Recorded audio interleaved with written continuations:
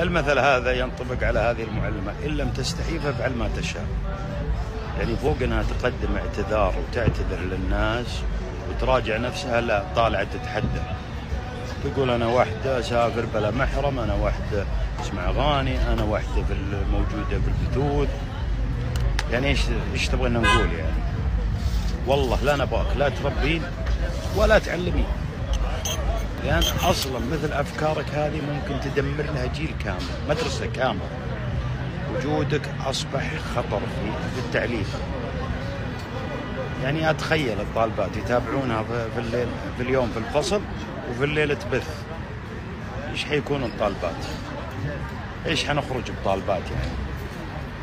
للأسف إنها قاعدة تتحدى. يعني ما في اعتذار، ما في وشيء لا غبار عليه، وشيء لا غبار عليه، وشيء لا غبار عليه. والله الغبار على وجهك، والله الغبار على وجهك أنت واللي على زيك. أنا ما أستغرب ليش السكوت هذا عنها، لكن الوضع أنا أتوقع ما حيمر بسلام، لأنها أساءت بشكل كبير للتعليم، للمعلمين وللمعلمات بالذات. أتمنى إيقافها عند حد.